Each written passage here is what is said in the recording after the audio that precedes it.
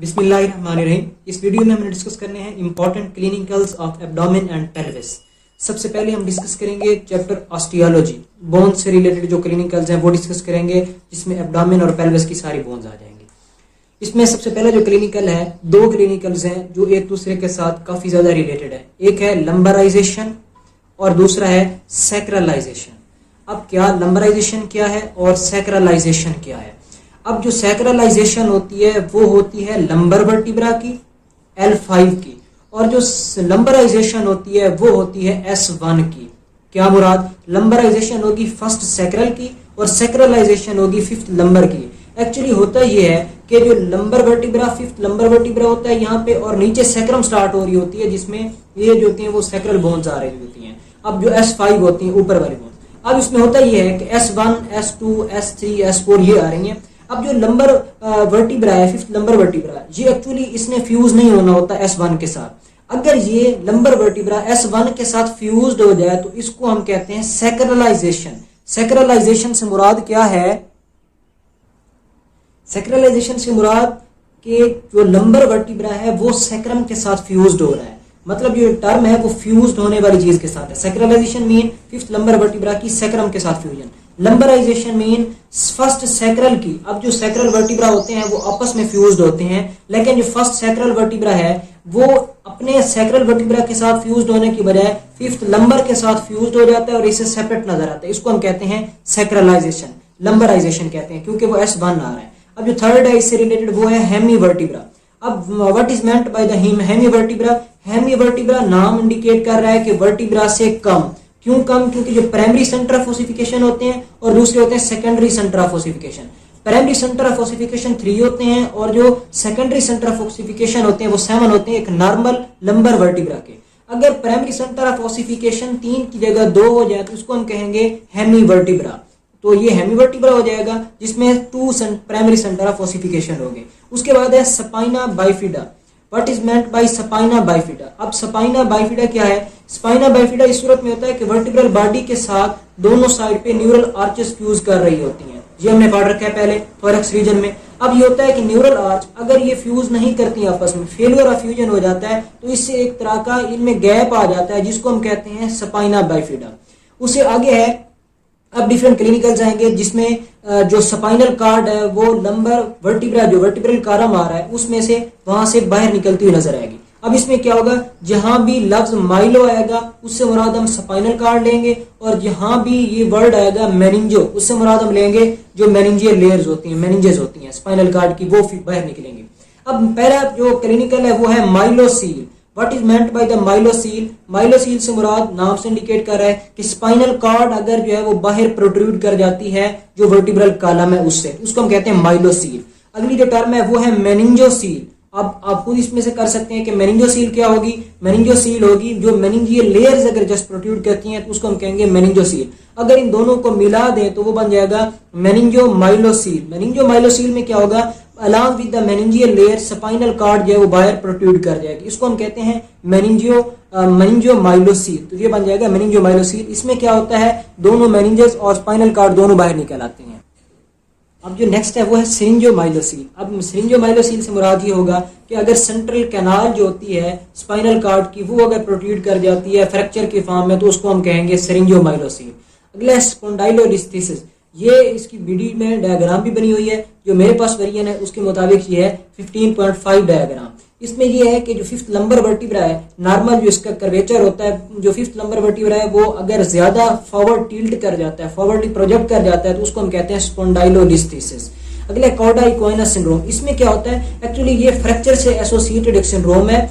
Chorda equina क्या है? ये एक्चुअली सैक्रल, लोअर सैक्रल और जो कॉक्सीडियल नर्व्स होती हैं ये आपस में एक तरह का इनका प्लेक्सस बनता है वर्टिब्रल बॉडीज के अलावा, इसको हम कहते हैं कॉर्डा इक्वाइना। अगर इसमें फ्रैक्चर डिसलोकेशन हो जाती है या किसी किस्म का कोई और फ्रैक्चर आ जाता है लंबर वर्टिब्रा को या वर्टिब्रल कॉलम को, तो ये नर्व्स डैमेज हो जाती हैं। ये नर्व जो है जिस एरिया में सप्लाई कर रही होती हैं वहां पैरालिसिस करा देती हैं। जिस तरह ये नर्व जो होती हैं ये सप्लाई करती हैं रिप्रोडक्टिव पार्ट्स को, जिसकी वजह से जो है वो इम्पोटेंस हो जाती है। जिस जगह पे क्यूटेनियस इनर्वेशन होती है वहां पे एनेस्थीसिया हो जाता है। इसी तरह जो होता है मोटर फंक्शन लॉस्ट हो जाते हैं, मसल की पैरालिसिस हो जाती है। तो ये होता है कॉर्डा इक्वाइना सिंड्रोम।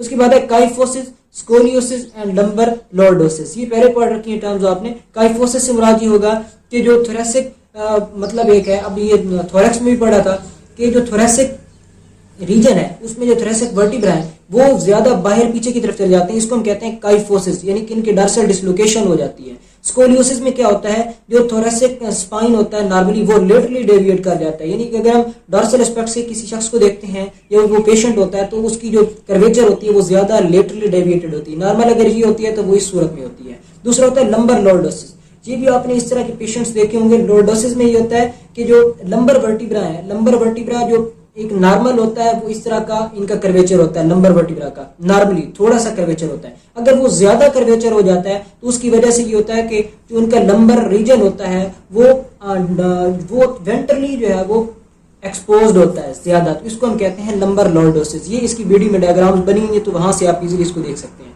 तो ये था ऑस्टियोलॉजी से रिलेटेड। अब हम आते हैं एंटीरियर एब्डोमिनल वॉल पे। नेक्स्ट है एंटीरियर एब्डोमिनल वॉल से रिलेटेड जो क्लिनिकल्स हैं, उसमें सबसे पहले है faecal fistula.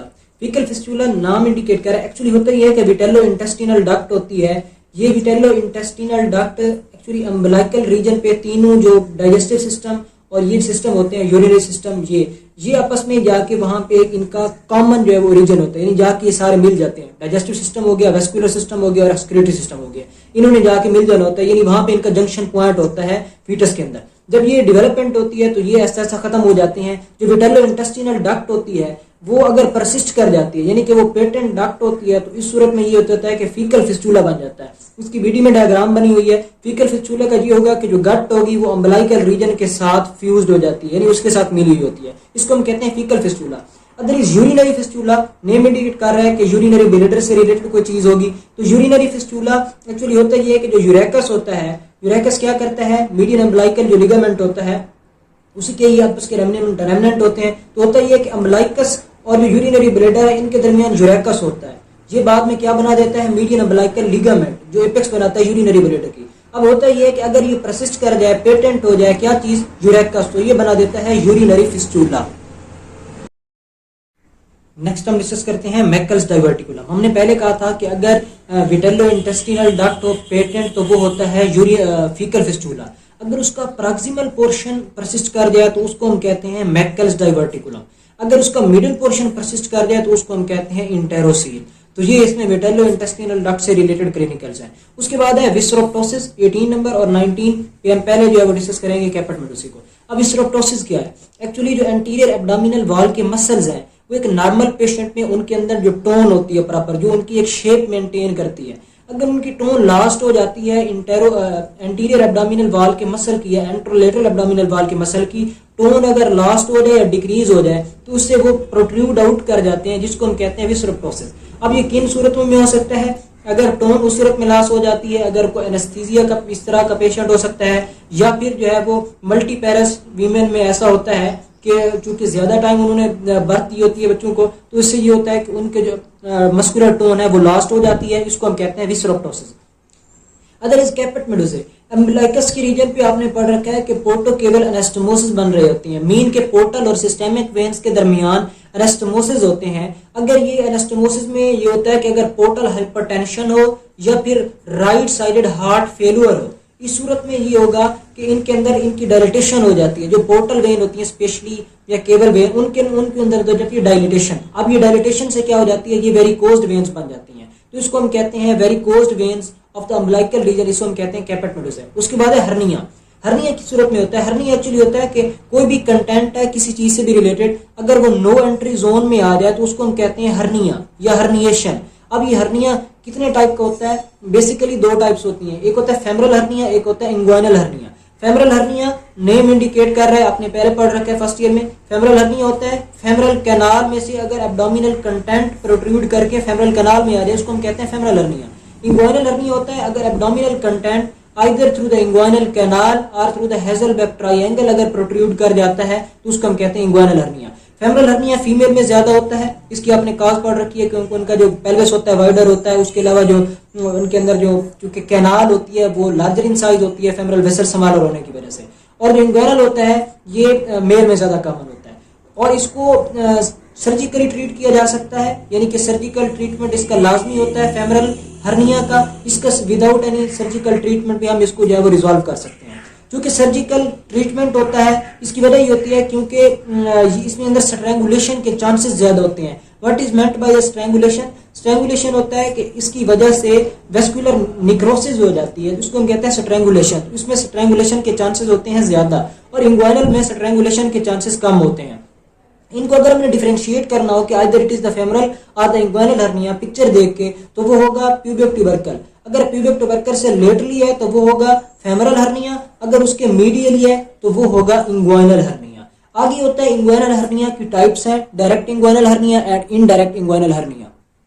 Now we discuss direct and indirect inguinal hernia.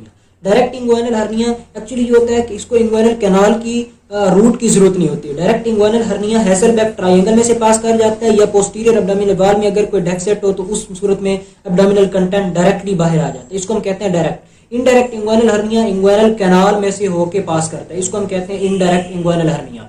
जो डायरेक्ट इंग्वाइनल हर्निया होता है, चूंकि ये वो इंग्वाइनल कैनाल वाला रूट अख्तियार नहीं कर रहा तो ये सक्रोटम में नहीं जाता, और जो इनडायरेक्ट इंग्वाइनल हर्निया होता है वो सक्रोटम में प्रोट्रूड कर सकता है। जो डायरेक्ट इंग्वाइनल हर्निया होता है, चूंकि ये इंग्वाइनल कैनाल जो कि ओब्लीक होती है उसमें से पास नहीं कर रहा बल्कि डायरेक्ट आ रहा है, तो इस सूरत में अगर स्टैंड करता है वो पेशेंट तो ऑन स्टैंडिंग ये प्रोट्रूड आउट कर जाता है और ये ऑन स्टैंडिंग प्रोट्रूड आउट नहीं करता। अब इसमें हमने डिफरेंशिएट की, इसके मोटे मोटे डिफरेंसेस हैं। आगे हमने देखना है कि इनको डिफरेंशिएट कैसे किया जाएगा कि डायरेक्ट है या इंग्वाइनल, डायरेक्ट इंग्वाइनल है या इनडायरेक्ट इंग्वाइनल है। एक्चुअली होता यह है कि इंफीरियर एपिगैस्ट्रिक वेसल पड़ी होती है, इंफीरियर एपिगैस्ट्रिक आर्टरी से लेटरली होगा तो वो होगा इनडायरेक्ट इंग्वाइनल हर्निया। अगर वो उसके मीडियली हो जाता है तो वो होगा डायरेक्ट इंग्वाइनल हर्निया, क्योंकि इंफीरियर एपिगैस्ट्रिक आर्टरी के मीडियली हेसेलबैक ट्रायंगल पड़ी हुई है। तो इससे अगर लेटरली हो जाता है तो वो होगा इनडायरेक्ट, अगर इससे मीडियली हो जाता है तो वो होता है डायरेक्ट इंग्वाइनल हर्निया। तो ये थे differences between the direct and indirect inguinal hernia.